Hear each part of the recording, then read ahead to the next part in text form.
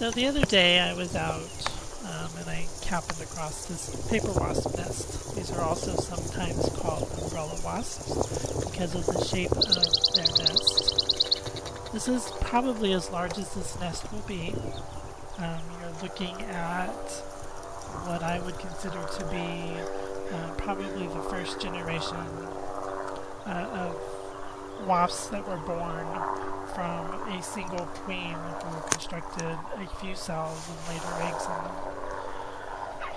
Paper wasps are not highly aggressive. I know they look just like a yellow jacket, but yellow jackets are sort of a distant cousin. Paper wasps belong in the family Vespids, where yellow jackets and hornets are in the subfamily of Vespinae. So they are cousins, but they do not behave in the same manner. Yellow jackets have struck fear into mankind since its creation. In fact, anytime people see a black and yellow flying insect, they immediately assume it's a wasp in a yellow jacket and should be killed. But as you can see, I am invading these wasps' territory with my finger. I am touching the queen. I am actually touching the nest, and they are not perturbed with me at all. They're going to come over and see what I'm doing. They're going to come over and figure out my intent, and then they'll make a decision about whether or not I'm a threat. To get stung by a paper wasp, you really need to go out of your way. It's very difficult. And anybody who has been stung by a paper wasp has probably injured the wasp accidentally or on purpose, or has really done significant damage to their nests. These wasps are very common. They build these little paper cells in our eaves, over our porches, and along the sides of our houses, and sometimes in places that are very inconvenient. Part of what I wanted to sort of talk about today was just giving examples of how passive these wasps really are. I was stung by one of these earlier in the year, and that was because I was trying to catch one in a jar, thinking it was a yellow jacket. It was very early in the season. The yellow jackets were a lot smaller than these wasps are, but what happened is I got her on my finger and thought she was in the jar, and she lightly stung me to let me know that she had had enough, and then flew away. But even when you see me touch them, what their response is to run around to the other side of the nest. None of the bees have left the nest. They are all right here. They're just going about their business. They're maintaining their nest. They're building a few new cells.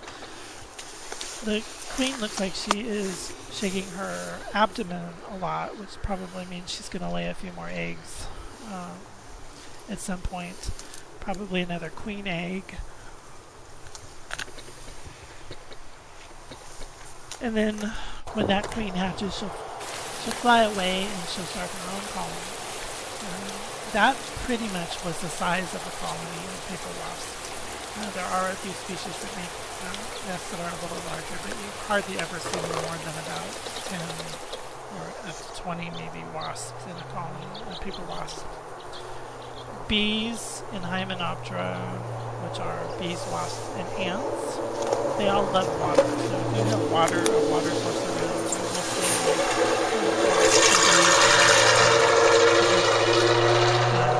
this is a little leaky fountain I found on the way. There's probably about, 75 of these little paper wasps flying around, and I'm about a foot away from them, and they're totally unconcerned with me. They gather water because they build their nests when they use dead wood, dead plant material, and saliva to construct these paper cells. These little nests are waterproof, but it takes a lot of saliva to create these houses that are fairly large compared to their size. If you're interested in attracting bees and wasps to specific areas of your garden, then think about putting in a small water fountain and some colorful flowers, a small box of bulbs. So part of my little lecture today was that I wanted to give an example of how really non-aggressive most wasps and most bees are. Unless you really in their territory and going out of your way to aggravate them, they don't bother you. Now their cousins, on the other hand, the yellow jackets, they act on an aggravation pheromone. So when one of them is injured or feels that it is in danger, it releases this pheromone, which calls all the other hornets and wasps of their hive out of the hive to defend it. And that is why people get stung by yellow jackets.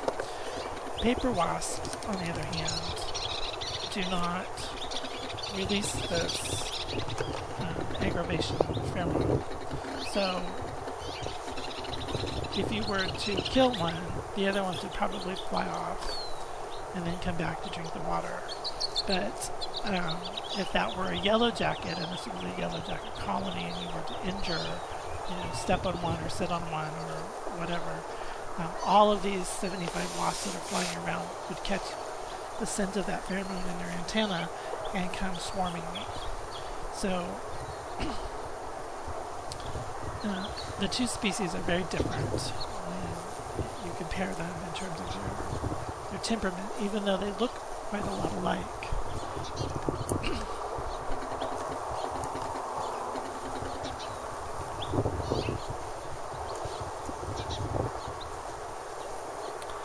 Their cousins, on the other end of the spectrum, are bees. So bumblebees, like the one you see here, are also fairly solitary. They make very small colonies, much like the paper wasp. There's not a lot of social activity when we refer to social insects like honeybees, which congregate in a hive. There are specific tasks that are done by male bees, by sterile females and workers and the queen. Very different. These little colonies of subsocial bees do a tremendous job in our gardens and agriculturally throughout the world, but they're often misunderstood. We all understand the role of what a honeybee does and what that means for the food production for humans, but almost equally important are the paper wasps and the other wasps and the bees that go along with them.